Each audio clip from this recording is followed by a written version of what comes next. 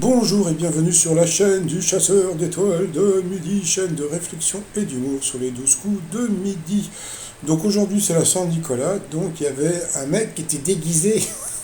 C'est genre le mec il casse tout, il gâche tout. Non, il était déguisé, c'était pas un vrai qu'elle est dans les dedans. Donc voilà, Jean-Luc Reichmann a eu droit à des beaux dessins. On les beaux dessins. Allez, au coup d'envoi la première question dans l'exercice de son métier. Où un élagueur se rend-il donc bien sûr dans les arbres. Ensuite, vous aviez Fanny qui était venue avec les amis de Fanny. Alors, à quoi pensent les femmes en moyenne 17 fois par an? Eh bien, c'était à démissionner. Ensuite, vous aviez Florian qui était venu avec Estelle, sa sœur. Alors, en amour, sur quoi les Belges flag sont-ils censés nous avertir? Eh bien, c'était de l'ennui. Après, vous aviez Frédéric, voilà, qui était blogueuse et retraitée, qui était venue avec son fils qui s'appelle Bertrand. Alors, qui Big Flo et Oli clament-ils la chanson que c'était mieux avant, c'était avec Julien Doré, elle est passée à l'orange. Pour le maître de midi dans Le Magicien d'Oz, quel est le prénom du personnage interprété par Judy Garland? Donc bien sûr, c'était Dorothy. Ensuite, d'après une étude récente, où partent en moyenne 67 € par mois chez les Français, donc c'était à la poubelle. Je vous dis pas, la banque postale, les frais de... Bon, je paye aussi cher que l'électricité.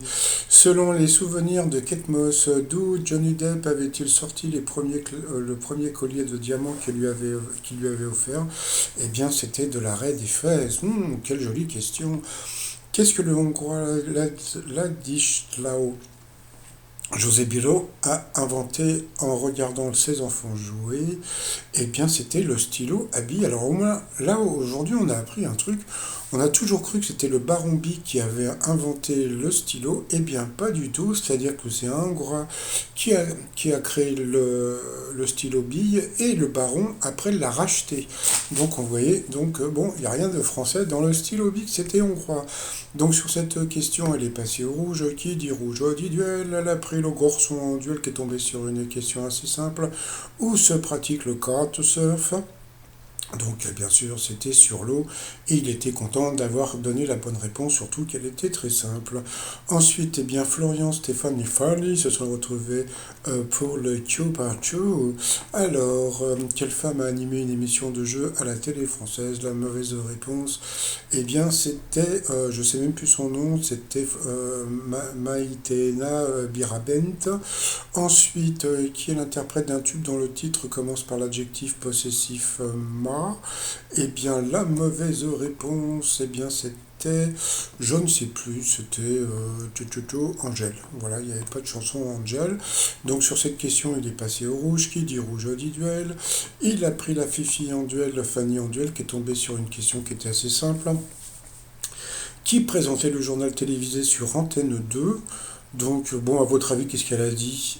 Bah, elle a dit Laurent Fabius. Bah, quand même, franchement, Fanny.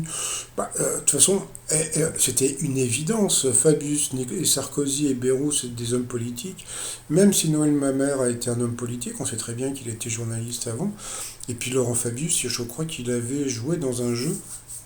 Je crois que c'est la tête et les jambes, mais il n'a jamais été présentateur télé, donc tant pis pour Fanny, mais c'était une question qui était assez facile, hein. Donc ensuite, Florian et Stéphane se sont retrouvés en couple. Attends, qu'est-ce qu'ils ont fait? Qu'est-ce qu'ils ont fait? Ils ont envoyé la pupube. Allez, retour de pupube et première question. Moi, j'aime bien le coup fatal maintenant parce que je cherche comment la production fait pour éliminer le candidat. Alors, dans le film Incognito, quel chanteur célèbre s'approprie les textes de son ami?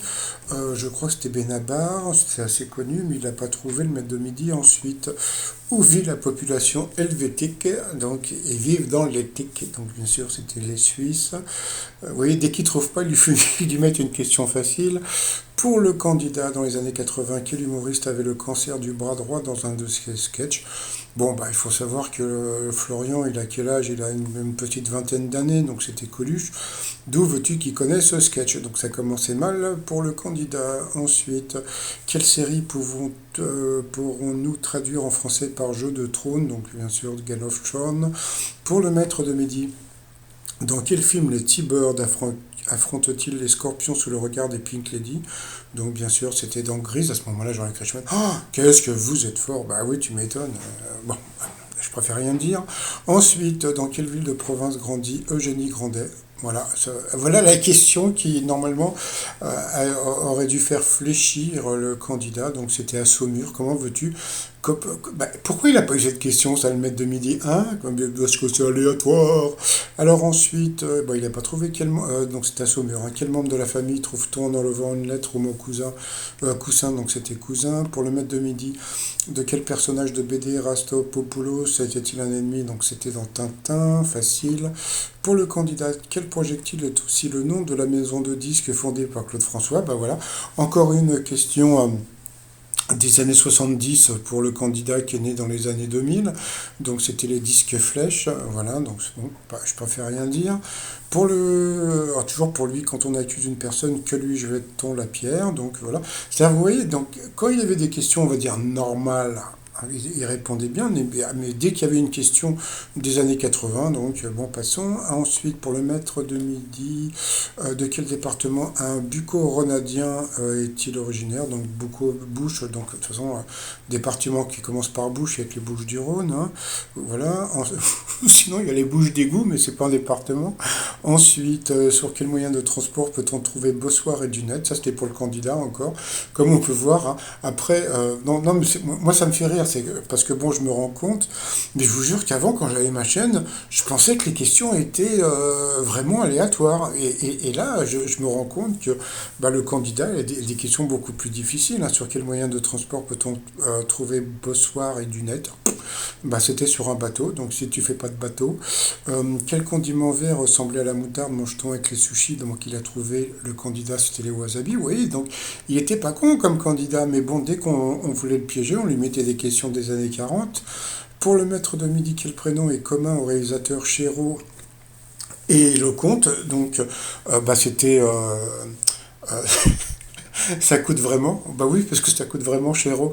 Non, bien sûr, c'était Patrice, hein, Patrice Chéreau et Patrice Lecomte. Ensuite, quel film a été sacré meilleur film aux Oscars 2022? Bah voilà, encore une question pour le candidat que le maître de midi n'aurait jamais pu trouver, c'est pas grave. Traditionnellement, quelle est la forme du pain dans lequel est servi le steak haché d'un hamburger? Donc le rond, et là, il a trouvé. Pour le maître de midi, quel était le prénom du navigateur portugais Magellan? Il a dit Ferdinand, c'était Fernand. C'est pas grave, c'est pareil. Moi j'aurais dit Détroit, voilà, parce que c'est le Détroit de Magellan. Donc voilà, donc il s'est planté. Après il lui a reposé une question. Ah, la crise de rire. De quel pays une Chilienne était originaire? Ah, du Chili, du Chili. Voilà. Et ensuite, dans quel manga l'adolescent Ichiko Kurosawa voit des fantômes et combat des holos? Donc là, il n'a pas trouvé. Et puis, dans quelle région espagnole le fandango est-il originaire? Voilà. Comment éliminer un candidat et de garder le maître de midi. Donc voilà, qui a fait son petit doigt et qui a dansé. Bon, c'est pas. Allez, c'est parti après pour le coup de maître. Ouh là là, le coup de maître. Bon, comme vous le savez, moi, le coup de maître, je m'en fous, hein, parce que, bon, comme je l'ai déjà dit, c'est l'argent de la production. Alors, traditionnellement, quelle forme ont les alvéoles des gaufres? Donc, bien sûr, c'était carré. Question de bébé. Ensuite, quel mot découvre une personne toujours empressée à approuver les initiatives d'une autorité établie? Oh, la question complètement... Bon, de toute façon, même si tu comprenais pas la question, quand tu voyais en dessous, voilà, c'était facile, hein, Béni Mimi, Béni Tcha-Tcha. Donc, bien sûr, c'était Béni Oui Oui, même si la question avait l'air complètement tordue. Ensuite, en 71, dans quel pays naît le tube national Et Viva España? La crise de rire parce qu'il nous a fait vous essayez de me piéger, bande de petits saligots. Donc vous pensez que je vais dire l'autre c'est l'Espagne, donc je vais dire la France. On me la fait pas à moi. Et bien sûr qu'on me la fait pas à moi, il s'est fait avoir, puisque voilà, c'était la Belgique, il l'a eu dans le baba, il l'a eu dans les frites. Hein. Donc voilà, ensuite vous avez eu la question de la jolie petite Ava qui a posé une question que j'ai trouvée assez rigolote.